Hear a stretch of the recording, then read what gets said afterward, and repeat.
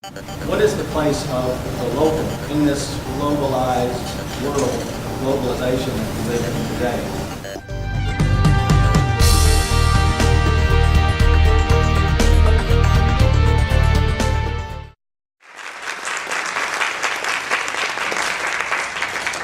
It is really good to be here. After having been so many different places in the last year, I have gained a new appreciation for places that feel like home and the people that make it feel that way. If there's one thing that TEDx has taught us, it's that there are fascinating people, cultures, experiences, and ideas to be found all over the planet. And last year I spent half of my year, well, almost 3/4, just shy of 8 months, traveling across Europe, looking for those people, looking for those ideas. And so I'm excited about the opportunity to share just a few of the experiences, introduce you to just a couple of the people who made that experience so extraordinary and helped open my eyes to see the world through their eyes. So about this time last year, I found myself standing on the deck of a 3,800 passenger cruise ship bound eastward. My sister actually drug me into this adventure because she called and said, "Hey, you remember how I always wanted to go back to Italy after studying there abroad one time?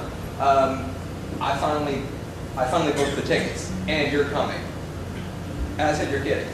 She said, no, seriously, it's instead of flying, we're cruising, and that means that it's 2 for the price of 1, and you're coming." And I said, "Okay, let's do this." And who's going to fight that, right? So, with about 1 month's notice, and no clue where we were going or when I was coming back, I packed a raw guess at what might be needed for an adventure abroad and climbed aboard. 14 days later, we arrived in Italy. But the adventure didn't start after we arrived. The adventure started all along the way. As soon as we set foot on the boat, I realized that the people on this boat have been and are from all across the world. Within the first day, I had met Americans from 23 states. By the end of the 4th day, I had met some of the crew from over 10 countries. By the time we arrived, I had made connections with people from over 30 countries just on one boat. And I was just getting warmed up. So, though I had not visited those countries, having talked to the people from there, I asked, what is it like when you're at home? What is your family like? What is the experience you have? And how is it different now that you're on a boat that has the world represented? So, a little bit of learning there, but my eyes were further open to see the world when we arrived in Italy and went to volunteer at a farm through the WOOF organization. The Worldwide Opportunities on Organic Farms is a network that connects volunteers who would support and experience the organic farming movement and the farms who could really use some free hands. And in exchange for food and housing, people will work and volunteer their labor. I found this experience to be very different than past experiences of tourism or of traveling where I went to go see the sights, stay in a hotel, and expect to be served and addressed in English. In this case, we lived with an Italian family. We ate Italian food. We helped cook. We helped chop the vegetables, and we cared for their dog just like we would if we were their child or a family member. And so, not only did we speak a little bit of Italian, which was definitely slow coming, but had the chance to experience the pace and the culture of a farming life in northwest Italy, in the Piemonte region. I said, I didn't come here just to volunteer. My sister wants to stay for a long time, but I want to see Italy. I want to see the rest of Europe. So I asked my friend Paolo, "Do you have any friends in Rome?" He said, "Yeah, my friend Enrico's in Rome, and he has a farm on the East Coast." So he made the introduction. By the end of that weekend, I found myself standing at the train station in Rome. But who wants to stay at the train station? So I said, "Let's go to the Colosseum." And when I was walking around the Colosseum, with my eyes dazzling in wonder at this ancient structure, possibly the most recognizable structure on the planet, I saw people walking right past it and didn't see it. So for once, locals did not see the wonders around them, but the tourists were gawking with their heads thrown back. Sometimes I think it's important for locals to see the world like a tourist, to have that open-eyed wonder at the things that seem familiar but are still spectacular. Now the adventurer in me also saw the tree next to the Colosseum, and I've never lost my childhood love of climbing trees. So all of a sudden I'm in the tree, and the sun has set, and it seems like a great place to sleep. So now, granted, this was a special tree, and it was perfectly nested for sleeping, and I only spent 2 nights there during the summer. But the next day I encountered Enrico, and he helped me really get plugged in because he had spent some time in the United States, spoke excellent English, introduced me to Italian culture. We went to his farm in Giulianova, and from 5 in the morning to 2 in the afternoon we would work. Then we would sleep, and then we would work in the evening again because it got hot. And for weeks on and weeks off, we would do this experience. But in the off weeks, when he had to go do his business in town, I asked him, Enrico, if you had 6 days to burn in eastern Italy, where would you go? His eyes lit up. Because there were many places in his own country that he knew about, had heard of, but had not seen. So he said, I would go to Bari, then I'd go to Alma Mater, I would see the caverns in Castellano, and then I would just go as far south as I could. And so that weekend, that's what I did. And have some spectacular memories of exploring stunning coastlines, the cliffs, the caverns, and meeting the people of the Deep South who almost never spoke English.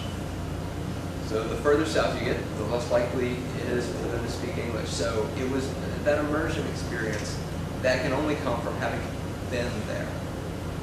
But then, when I reconnected with Enrico, he begged me to tell all the stories, and then he could adventure through my stories and through my pictures. I realized then that adventure is not always just being there, but adventure is the legend, the stories, the exchange of life experiences. He could tell me about his home, and I could tell him about the places that I'd been. After spending some time working with Enrico, my sister called me because we had been traveling separately and said, I'm ready for some more exploration. Kind of a lull in the work, so let's buy bikes and ride to France. I thought, we both like riding bikes. I've always wanted to go to France. You might be crazy for the distance, but let's do it. I find that sometimes the best adventures in life happen when you say, let's give it a shot.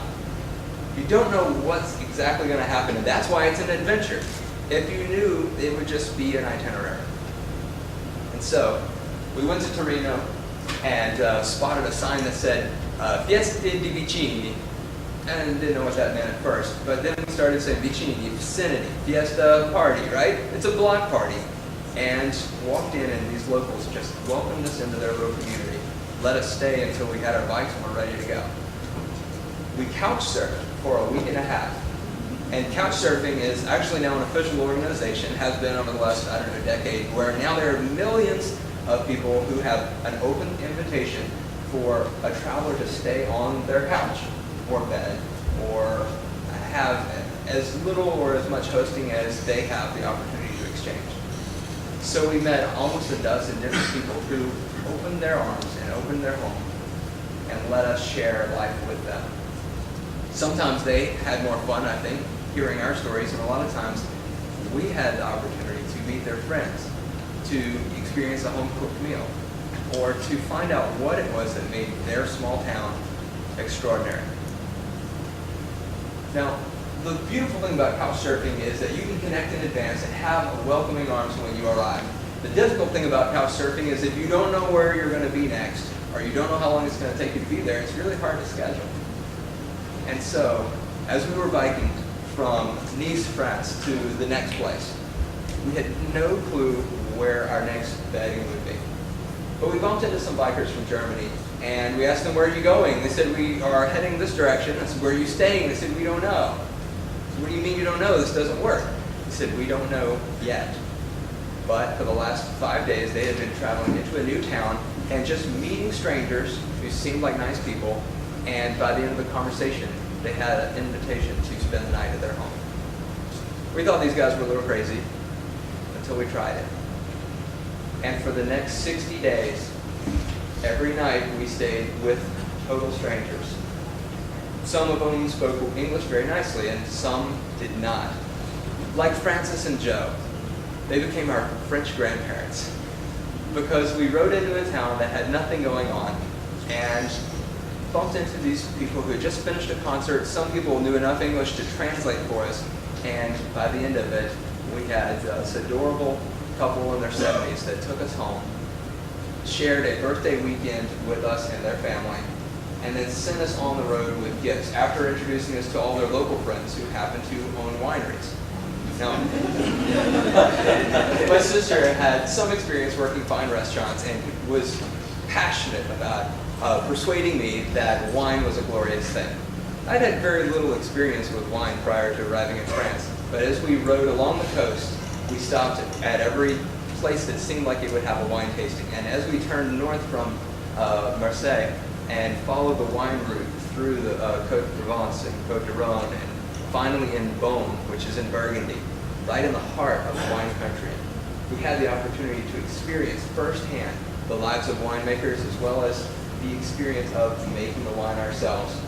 When we finally arrived at our destination, we walked into a place that just seemed like the only bar available that was open at the time. And of course, bars there are everything from cafe to coffee to just the place that you gather. And the people gathered there shared two things with us. Sebastian, a guy our age who came to the area exploring wine and cheese, invited us into his home and said, let's experience wine and cheese together, which was okay by me.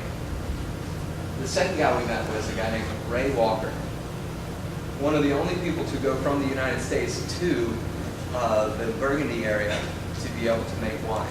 And he said, yeah, you can come and taste our wares. And I said, and if there's anything we can do to help, then let us know. He said, well, tomorrow we're just washing barrels, but you can come by.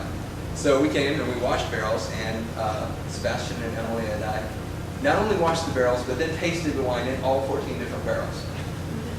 That was day one. For the next 10 days, we moved the new crop of Grand Cru wine, which is retails for over $150 a bottle, from the big vats into the barrels. And in order to do that, we had to stomp it with our feet. Now, almost nobody does that anymore, but when you're exploring, and when you don't know what's going to happen for sure, but you're willing to experience it when it happens. If you're willing to help and not just consume, if you're willing to ask and not just tell, then you never know what you might find and the experiences that might open up to you. And so, I hope that I will be able to see Sebastian and Ray and Enrico and Paolo and some of the other people who helped open my eyes. But if there is one thing that I want to leave with you, I hope that you will open your eyes and see the opportunities immediately around you in the people who are from other places. In this room, we have several countries represented.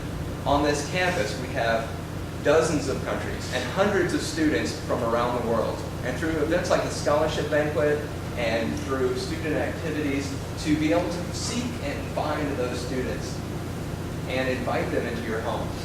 As a student, I one Easter took 5 different international students home to our family gathering.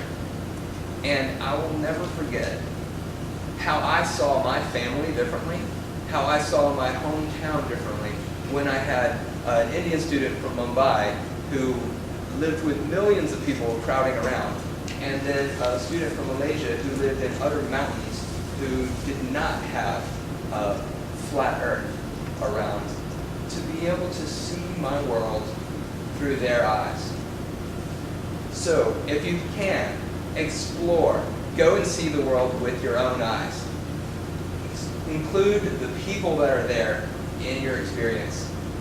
And include the people that are here around you and share in their experience. And see the world through local eyes.